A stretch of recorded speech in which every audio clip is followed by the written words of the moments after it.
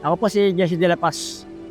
Ang ilang taon pa 5'5" na ako, 5'5". Bilang pangingisda po, may kalungkutan, may kasayahan, kasi may malungkot, walang huli, walang pera, walang papartihin. Kaya pag may huli, masaya kami.